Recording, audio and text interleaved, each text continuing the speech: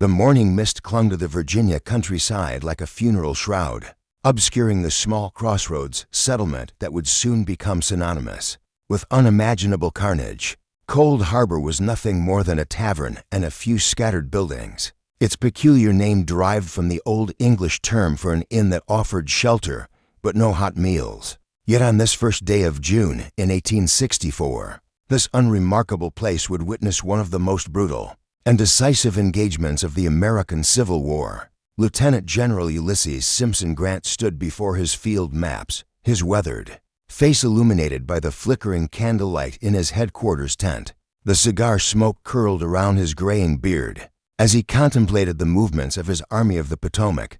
Behind him, the sounds of an awakening camp filled the pre-dawn air. The clatter of cooking pots, the neighing of horses, and the low murmur of 108,000 men preparing for what many sensed would be another day of terrible violence. According to historical records from the American Battlefield Trust, in the series of battles collectively known as the Overland Campaign, the Federals had suffered more than 50,000 casualties, but had also forced Robert Edward Lee's Confederate veterans to abandon much of northern Virginia. The small crossroads of Cold Harbor, just 10 miles north of Richmond, had become the next chess piece in this deadly game between two of America's greatest military minds.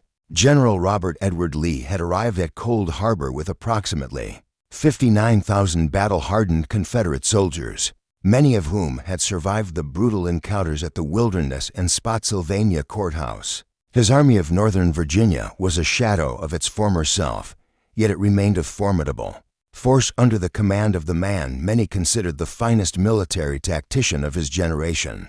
Lee's piercing gray eyes surveyed the terrain with the calculating precision of a master strategist who understood that every hill, every tree line, and every creek bed could mean the difference between victory and defeat. The Confederate commander had chosen his position with characteristic brilliance. The ground around Cold Harbor offered natural defensive advantages, with marshy areas and thickwoods that would channel any Union assault into predetermined killing zones. His engineers had worked through the night, constructing a network of trenches and earthworks that transformed the peaceful Virginia countryside into a fortress of death. The soldiers dug with the desperate energy of men who knew their lives depended on the depth of their excavations. Major General Winfield Scott Hancock, commanding the Union Second Corps, rode along his lines as the first rays of sunlight pierced the morning haze. His men had earned a reputation as some of the finest soldiers in the Federal Army, but even these veterans showed the strain of constant campaigning. Their uniforms were tattered and stained, their faces gaunt from inadequate rations and sleepless nights, yet there remained a steely determination in their eyes, the look of men who had come too far and sacrificed too much to turn back now. The Federal plan was ambitious in its scope and devastating in its simplicity. Grant intended to launch a massive frontal assault against Lee's entrenched positions, believing that superior numbers and sustained pressure would eventually break the Confederate lines. It was a strategy that had worked in previous engagements, but Cold Harbor would prove to be different from anything the Union forces had yet encountered. As the morning progressed, the tension in both camps became palpable.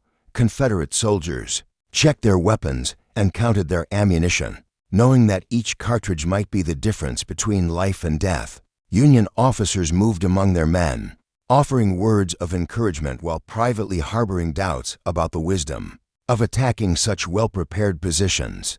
The stage was set for a confrontation that would test the limits of human endurance and military strategy. The crossroads of Cold Harbor waited in the growing light of dawn, unaware that it was about to become the scene of one of the war's most tragic and defining moments. The second day of June 1864 dawned with an ominous stillness that seemed to press down upon the opposing armies like a weight. Major General Philip Henry Sheridan's cavalry had clashed with Confederate horsemen throughout the previous day, securing the vital crossroads for the Union advance. Now, as infantry columns moved into position, the true magnitude of what was about to unfold began to crystallize in the minds of both commanders and common soldiers alike. Grant's headquarters buzzed with activity as staff officers carried dispatches between the various corps commanders. Major General George Gordon Meade, commanding the Army of the Potomac under Grant's overall direction, expressed his concerns about the Confederate positions.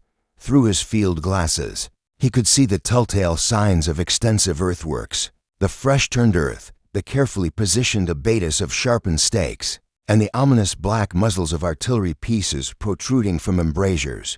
Cut into the fortifications, the Union 18th Corps, under Major General William Farrar Smith, had arrived after an exhausting forced march from Bermuda Hundred. These men were already showing signs of fatigue, having covered more than 15 miles in oppressive heat while carrying full field equipment. Smith surveyed the Confederate lines through his spyglass and felt a cold knot of apprehension form in his stomach. The enemy positions appeared even stronger than those they had assaulted at Spotsylvania, where the casualties had been horrific. Confederate Brigadier General Joseph Brevard Kershaw positioned his South Carolina troops along a particularly strong section of the defensive line. His veterans had learned the hard lessons of this war, that modern rifles could kill at distances their grandfathers would have found unimaginable, and that earthworks could multiply a defending force's effectiveness by factors of 10 or more. They worked through the night, deepening their trenches and improving their fields of fire with the methodical precision of men who understood that their survival depended on their preparations. The morning of June 3rd brought with it a sense of inevitability that hung over both armies like a thunder cloud ready to burst. Union soldiers wrote letters home that many suspected would be their last, while Confederate defenders offered prayers for strength and deliverance. The air itself seemed to vibrate with tension as over 160,000 men prepared for battle in an area of less than 7 square miles. Lieutenant General Ambrose Powell Hill's Confederate Third Corps held the right flank of Lee's line. Anchored on the Chickahominy River, his men had constructed a series of interlocking defensive positions that would allow them to deliver devastating crossfire on any attacking force. Hill himself was suffering from one of his periodic bouts of illness, but he remained at his post, understanding that this battle might determine the fate of the Confederacy. The Union plan called for coordinated attacks by 3 corps, Hancock's 2nd, Wright's 6th, and Smith's 18th. Each would advance against predetermined sections of the Confederate line, hopefully achieving the breakthrough that had eluded them in previous engagements. The assault was scheduled to begin at 4:30 in the morning, when the dim pre-dawn light would provide just enough visibility for the attackers to see their objectives. As the fateful hour approached, regimental commanders moved among their men, offering final words of encouragement. Colonel Francis Channing Barlow of the 1st Massachusetts gathered his officers around him, his voice steady despite the magnitude of what they were about to attempt. These were men who had survived Antietam, Fredericksburg, and Gettysburg, but Cold Harbor would test them in ways they had never experienced. The Confederate artillery, commanded by the brilliant Brigadier General William Nelson Pendleton, had been positioned to create interlocking fields of fire that would turn the open ground between the armies into a killing field. Double-shotted canister rounds sat ready beside the guns, while the artillerymen made final adjustments to their elevation and deflection settings. They knew that once the battle began, there would be no time for mistakes or second chances. In the growing darkness before dawn, both armies settled into position for what would become one of the most one-sided and tragic battles in American military history. For 30 in the morning on June 3, 1864, arrived with the inexorable certainty of fate itself. The pre-dawn darkness was broken only by the occasional flash of lightning from a distant thunderstorm. Casting eerie shadows across the battlefield were over 100,000 Union soldiers, prepared to advance against Confederate earthworks that had been transformed into instruments of mass destruction. The first wave consisted of approximately 60,000 Federal troops, arranged in battle lines that stretched across nearly 3 miles of Virginia countryside. These men represented some of the finest regiments in the Union Army: the Irish Brigade of New York, the Iron Brigade from Wisconsin, and countless other units whose battle flags bore the names of a dozen previous engagements. Yet, none of their previous experiences had prepared them for what awaited them in the strengthened Confederate positions. At precisely 4:30, the Union signal guns fired. and the greatest infantry assault of the war began. 60,000 men rose from their positions and advanced across the open ground toward Lee's fortifications, their bayonets gleaming in the dim morning light. The sight was both magnificent and terrible, a blue wave of humanity moving forward with the steady precision of a machine designed for conquest. The Confederate response was immediate and devastating. Every rifle, every cannon, every pistol along the defensive line opened fire simultaneously, creating a wall of lead and steel that met the advancing Union columns like an unstoppable force encountering an immovable object. The sound was indescribable, a continuous roar that seemed to shake the very earth and drove men to their knees not from wounds, but from the sheer acoustic assault on their senses. Major General Winfield Scott Hancock's 2nd Corps struck the Confederate center, where Lieutenant General Richard Stoddert Ewell's men waited behind earthworks that had been perfected through weeks of constant improvement. The Federal advance initially showed promise, with some units penetrating the outer Confederate positions before being driven back by devastating counterattacks that left the ground carpeted with blue uniformed casualties. The 18th Corps, under William Farrar Smith, attacked the Confederate right, where the defenses were anchored on marshy ground that channeled the assault into predetermined killing zones. Smith's men found themselves trapped in a nightmare landscape, where every step forward brought them under fire from multiple directions. While the soft earth beneath their feet made rapid movement impossible, regiment after regiment dissolved under the withering Confederate fire, their battle lines disappearing like morning mist before a hurricane. Historical accounts from HistoryNet indicate that the main part of the assault would take slightly less than an hour and would cost nearly 7,000 Union casualties. In some sectors, entire companies were wiped out in a matter of minutes. Their advance halted so abruptly that the surviving members found themselves leaderless and surrounded by the dead and dying. Brigadier General Francis Channing Barlow's division struck a salient in the Confederate line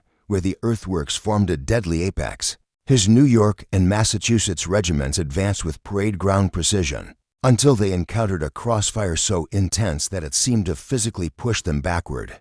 Barlow himself was wounded early in the assault, and his command structure collapsed as officer after officer fell to Confederate rifles that fired with mechanical regularity. The Confederate defenders, many of whom were veterans of 3 years of continuous warfare, fought with the desperate efficiency of men who knew that their capital city lay just 10 miles behind them. They had prepared for this moment through sleepless nights of digging and planning, and their preparations now paid dividends measured in Union casualties.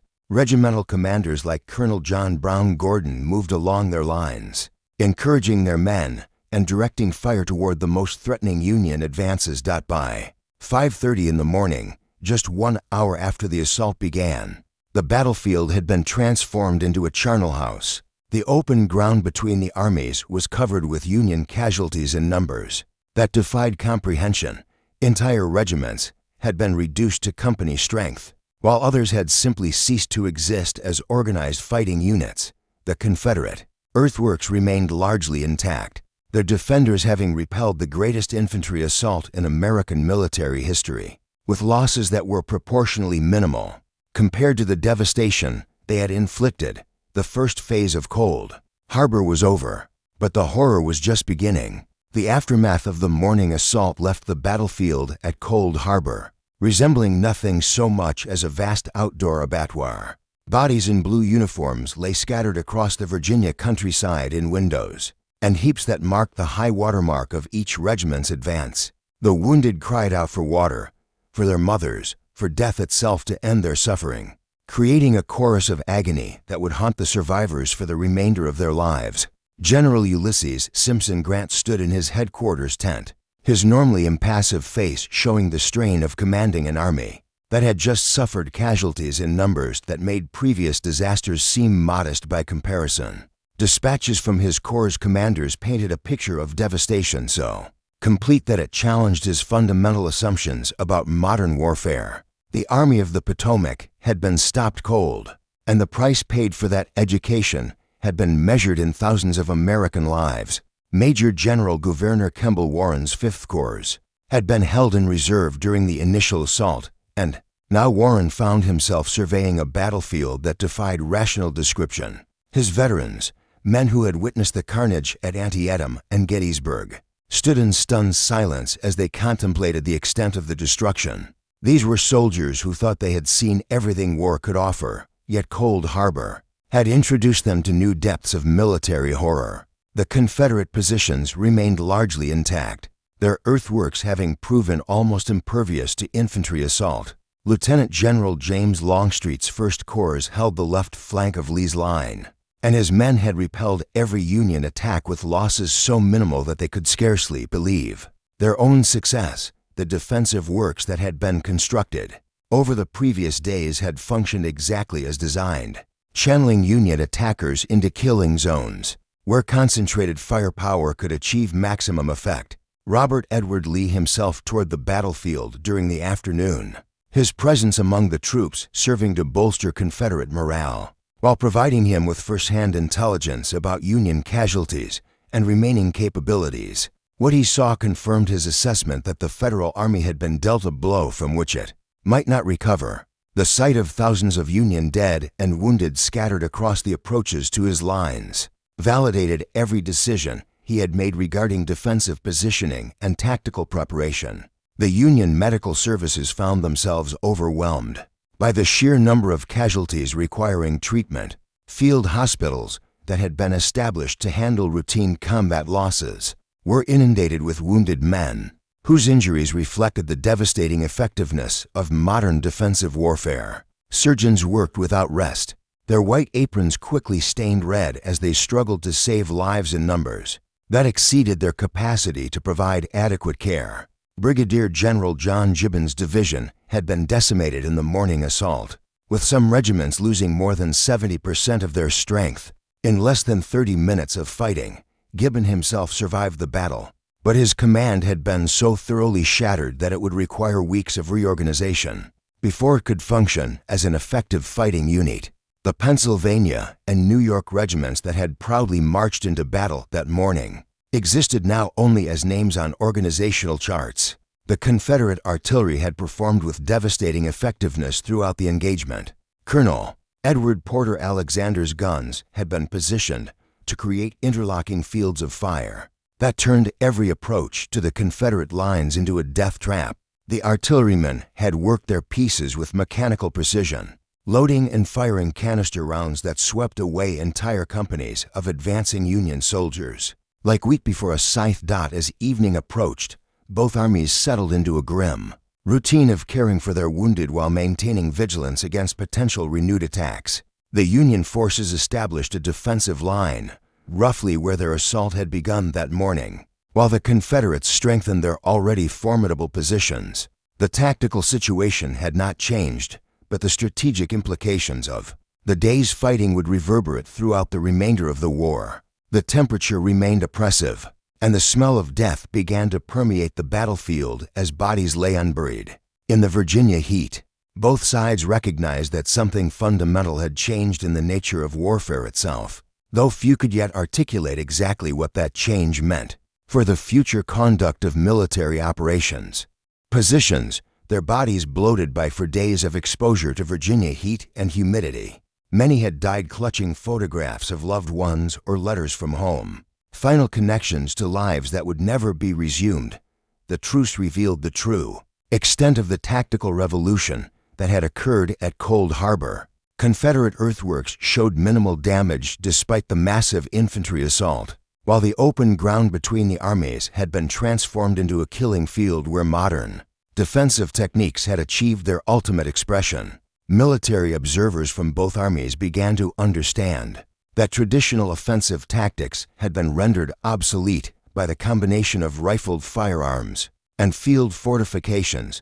Lieutenant General Ulysses Simpson Grant spent the remainder of June reconsidering his entire strategic approach to defeating the Confederate Army. The casualties suffered at Cold Harbor had demonstrated that frontal assaults against prepared positions were no longer viable, forcing him to develop new methods for applying military pressure against an enemy that had mastered defensive warfare. His subsequent decision to cross the James River and attack Petersburg represented a fundamental shift in Union strategy. The psychological impact of Cold Harbor extended throughout both armies and into the civilian populations they represented. Union soldiers who had maintained faith in their commanders, despite previous defeats, found themselves questioning whether any objective was worth such horrific casualties. Confederate morale, conversely, reached heights not seen since the early days of the war, as Lee's veterans realized they had achieved the most one-sided defensive victory in American military history. Medical personnel on both sides struggled to comprehend the implications of Cold Harbor for future military operations. The casualty ratios achieved through defensive fighting suggested that traditional concepts of military superiority would need to be completely reconsidered. An army occupying prepared positions could defeat forces several times larger while suffering minimal losses, fundamentally altering the mathematics of military planning. The battle's impact on American military doctrine would extend far beyond the Civil War itself. Cold Harbor demonstrated that the tactical offensive had become subordinate to the tactical defensive, a lesson that would be relearned at enormous cost during the trench warfare of World War I. The earthworks constructed by Lee's engineers in 1864 prefigured the elaborate defensive systems that would dominate European battlefields 50 years later. Union General Winfield Scott Hancock, whose Second Corps had suffered particularly severe casualties during the assault, later wrote that Cold Harbor represented the worst tactical defeat he had witnessed during 3 years of Civil War combat. His assessment reflected the broader recognition among military professionals that something fundamental had changed in the nature of warfare itself, though few could yet articulate exactly what that change meant for future conflicts. The families of Union soldiers killed at Cold Harbor received notification of their losses through official channels that seemed inadequate to convey the magnitude of the tragedy. Entire communities in New England and the Midwest found themselves mourning multiple casualties from single regiments, while the absence of bodies for burial added another layer of grief to the mourning process. The battle had created thousands of widows and orphans whose lives would be forever altered by decisions made in Virginia wheat fields. Confederate General Robert Edward Lee understood that Cold Harbor had provided his army with a tactical victory of unprecedented proportions, but he also recognized that such victories could not alter the fundamental strategic situation facing the Confederacy. The South lacked the manpower and industrial capacity to sustain a prolonged conflict, regardless of how successfully its armies might perform in individual battles. Cold Harbor had bought time, but it had not changed the ultimate trajectory of the war. The crossroads of Cold Harbor returned to its peaceful obscurity after the armies moved on to other battlefields, but the lessons learned there would influence military thinking for generations to come. The battle had demonstrated that defensive warfare had gained decisive advantages over offensive operations, a tactical revolution that would reshape how armies fought and how nations prepared for war. In the space of a few hours on June 3, 1864, the nature of modern warfare had been fundamentally and permanently altered.